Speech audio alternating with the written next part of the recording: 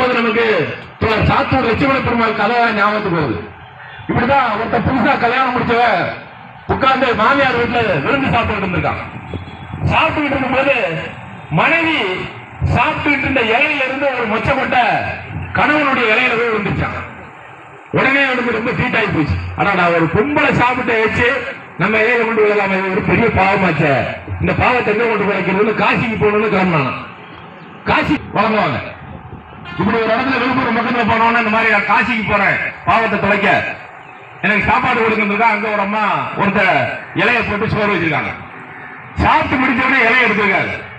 உடனே அந்த வீட்டுக்காரர் சொல்லிருக்காங்க, இலையில இருக்க இந்த ஊர்ல இலை பஞ்சம் அதிகம், உங்களை மாதிரி வரக்கூடிய சாமியாருக்கு போறோம் சோறு போடுற ஒரு இலை தான் இருக்கு, அதுலதான் சாப்பிடணும், அதனால இலையை கிழிச்சிருக்காங்க, அப்படியே இருக்கட்டும் இருக்காரு.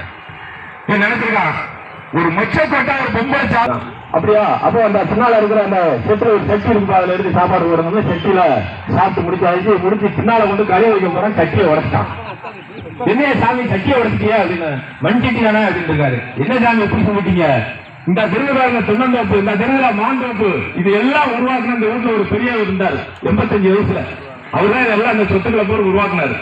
கடைசி காலத்துல அவருக்கு எல்லாமே அந்த சட்டியில தான் பின்னாலதான் வச்சிருந்தோம். அந்த சட்டியை உடச்சிக்கல சாமி. ஆனா நாசமா போறவங்களா, ஒரு பொம்பளை சாப்பிட்ட எச்சி இலையில வந்துட்டு காசிக்கு பாவத்தை தொலைச்சு போன ஒரு வயசான கிழவனுக்கு போன எல்லாம் கடைசி காலத்துல போனதுல போன சாப்பாடு போட்டிய போயிட்டே இருக்கும்போது இன்னொரு ஊர்ல போய் சாமி இந்த மாதிரி காசிக்கு போற சோறு வருதுன்னு இருக்கான். அந்த வீட்டுல அந்த அம்மா இலையை கொண்டு இலையெல்லாம் வேண்டாம் இருக்கா, சட்டியை கொண்டிருக்கேன், அதெல்லாம் வந்து கரையில போடும் அப்படின்னு இருக்கான். கரையை சுத்தம் பண்ணி சாப்பிட்டு முடிச்சாச்சு. முடித்த உடனே சாமி வெத்தலை போடுவீங்களான்னு அந்த அம்மா கேட்டிருக்கு.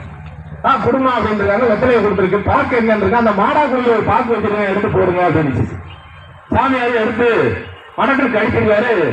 கழிச்சிட்டு கடிச்சிட்டு கேட்டோன்னா அந்த அம்மா திருத்துன்னு வந்து